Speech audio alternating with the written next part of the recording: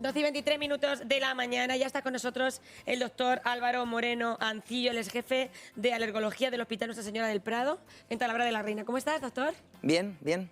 Esperando no, ya sufriendo un poco la temporada adelantada de las alergias polínicas. Hasta 40 días se va a adelantar este año la temporada de alergias. Yo le preguntaba al doctor, mientras que ustedes estaban preparándose para ver nuestro programa, digo, ¿tengo alergia o tengo un constipado? ¿Cómo puedo diferenciar yo los síntomas? Pues la verdad que estamos en una época de las difíciles, ¿no?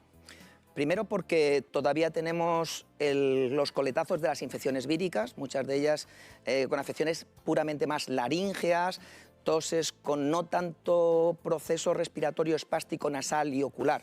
Ahí estaría un poco la diferencia. Si la afectación está más con dolor de garganta, con una mucosidad que no sea tan espástica, tan estornudo, que no se acompañe de síntomas oculares, que haya un poco de sensación distérmica, iríamos más hacia el proceso infeccioso. Si es más espástico, se asocia a una exposición ambiental, haber salido a la calle, si se acompaña de síntomas oculares, si el proceso en ambos puede bajar a asma, pero en el proceso asmático del paciente alérgico es más fácil que no se acompañe de malestar general ni de síntomas de tipo fiebre o distermia. Entonces, pero es un desafío en estos momentos, en los que hay pólenes tempranos, en los que hay calor, pero tenemos todavía los virus. Nuestros compañeros de atención primaria, ahí, bueno, son los que tienen que hacer primero la criba. Y juegan con los pacientes. El teléfono está abierto, Álvaro, para que ustedes puedan llamar, preguntar, consultar. Y yo he leído cosas curiosas que le quiero contar y preguntar a Álvaro. ¿Es cierto que cuando la lluvia es de tormenta hay más alergias? Vale, las tormentas siempre juegan en contra de las enfermedades respiratorias, tanto las alergias... Qué curioso, no tenía ni idea. ...como en algunos pacientes que tienen asma, ¿no? Las tormentas, tanto en épocas de verano, donde pueden ir acompañados con niveles altos de esporas de hongos, como en épocas estacionales, más primaverales, o en esta época en la que se han adelantado los pólenes, lo que hacen es, de alguna manera, mover mucho el polen por la tormenta e incluso generar una acción osmótica sobre las partículas del polen y de otros alérgenos y generar una especie de destrucción y respirar esas partículas, llegan más fácil a la vía respiratoria y pueden provocar síntomas más graves, tanto de vías altas como, sobre todo, de asma. ¿No es aconsejable salir cuando hay tormentas? En las tormentas, también en determinados... ¿Los alérgicos? Sobre todo las personas que tienen asma y en lugares donde hay grandes niveles de los pólenes o de esporas de hongos a los que uno esté sensibilizado. Existe en lugares determinados del mundo donde esto es muy peligroso. Por ejemplo, están las epidemias de asma de las tormentas en Australia, sitios donde hay espacios tipo meseta, pero digamos un poco más áridos que nosotros, donde grandes cantidades de pólenes y esporas de hongos en esos momentos de la tormenta, digamos de alguna manera como un efecto twister, llegan más fácil a la vía respiratoria y provocan verdaderas epidemias de asma. ¿Y cómo nos afecta la sequía? Por ejemplo, aquí en nuestra región, que estamos atravesando pues una sequía severa. Yo creo que afecta de dos maneras distintas. Por un lado, está el aumento de las temperaturas.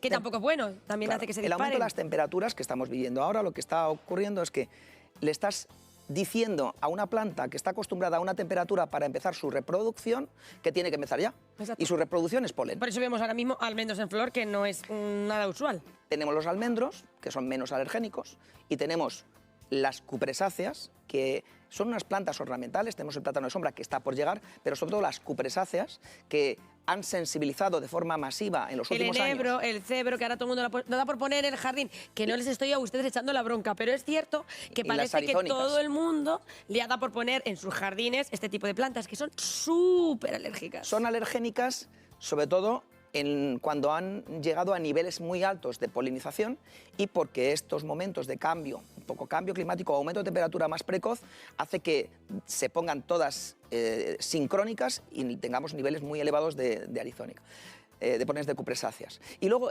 la sequía lo que está haciendo también es que los pólenes estén cambiando un poco y estemos teniendo otro tipo de especies. Por ejemplo, es como los virus un poco, ¿no? Sí. Por ejemplo, aquí en alrededor de Toledo, o plantas como las salsolas, que son plantas que marcan desertización, pues parece que están más frecuentes que lo que había hace unos años. Y luego tanto por la poca pluviosidad en algún momento, como por los aumentos de temperatura y la polución, los pólenes se están volviendo más agresivos. Agresivos. Como la bacteria y la superbacteria, ¿no? Sí, pues un poco parecido, pero llevado a la defensa contra lo que les estamos haciendo. Exacto. Por un lado son más agresivos porque al estar rodeados de partículas de diésel, por ejemplo, se ofrecen a generar una respuesta inflamatoria mayor. Y por otro lado, esos pólenes que han sufrido generan proteínas que muchas veces son compartidas por alimentos vegetales en mayor cantidad. Y esas proteínas nos hacen que con más frecuencia podemos ser alérgicos al polen y al mismo tiempo ser alérgicos a algunos alimentos vegetales. Y curiosamente por eso estamos viendo que hay más alergias a ciertos alimentos. Sobre todo alimentos incluso vegetales. en edades avanzadas, que decimos, bueno, pero si yo no tenía ninguna alergia y parece que ahora tengo alergia al polen y tampoco tolero no sé qué alimento de la noche a la mañana. Exactamente. Y esto lo que está, digamos, este cambio también está de alguna manera aumentando el rango de capacidad de tener alergia. Se está haciendo cada vez más precoz en algunos niños, igual que estamos detectando pacientes que normalmente diríamos, no, esto es un catarro, más avanzada, edades más avanzadas, en las que pueden aparecer alergias respiratorias y, por ende, alergias alimentarias. Y porque esos pólenes se están haciendo más fuertes, más agresivos, generan proteínas, y más potentes. Generan proteínas que de alguna manera ofrecen más posibilidad de compartir la alergia, esas proteínas, con alimentos vegetales. ¿Y podemos evitar esto? Esto va a ser difícil. Álvaro, ¿podemos protegernos? ¿Podemos prevenir? Porque ahora mismo estamos en un momento, hoy es 21 de febrero. En teoría, dirán ustedes, pero ¿y están hablando ya de alergias? Normalmente hemos hablado de alergias aquí en este plato a finales de marzo. Sí, estábamos preparando, que nos tiene que dar todavía la Sociedad Española de Alergia, un poco las previsiones de... Claro, y estamos hablando ya de alergias. Claro, esta temperatura es que lo ha avanzado todo, sobre todo, ya comento, las cupresáceas, ¿no? Pero si tú vives en un entorno muy rural o alrededor de las ciudades donde puedes tener más vegetación, sí que es cierto que las parietarias, las urticáceas, también otro tipo de plantas, algunas zonas pueden tener pequeños inicios de gramíneas, todo se va a adelantar y los pacientes también que están acostumbrados a que esta época estaban bien, también les agobia más. Y incluso esa sensación de que ya me ha venido esto, les hace sentir la enfermedad incluso peor todavía que lo que realmente... ¿Es recomendable la inmunoterapia, las vacunas? ¿Las personas alérgicas deberían de estar vacunadas? Bien, lo primero que hay que hacer es un buen diagnóstico. Por supuesto. Claro.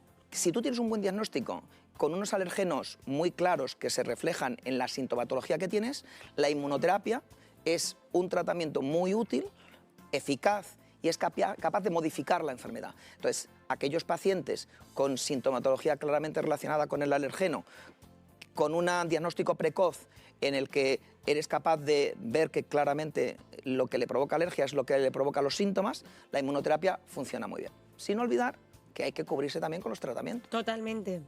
Y además, lo que no tenemos que olvidar tampoco es que si eres alérgico, vas a seguir siendo alérgico. Claro, salvo que la inmunoterapia te modifique mucho la vida, exacto, aunque algo vas a ser siempre. Entonces, lo importante es, igual que el médico de cabecera, el médico de atención primaria, detecta las enfermedades y es capaz de tratar en estas nuevas alergias cambiantes, con nuevos pólenes, con alergia alimentaria a vegetales acompañantes, sí que es bueno tener un diagnóstico, porque tú ya tienes tu panel de alergenos, que pueden variar en el tiempo, pero ya y que lo pueden tienes. Aumentar. Claro, pero por lo menos lo tienes, ¿no? Y dice, yo soy de cupresáceas y de gramíneas. Sé que ahora me voy a polenescastillalamancha.com y digo, jo, las cupresáceas están horribles. Porque ahí pueden consultar en la página de la Junta cómo están los niveles de polen que hay ahora mismo en nuestra región. Estamos viendo además esa información en la página de la universidad.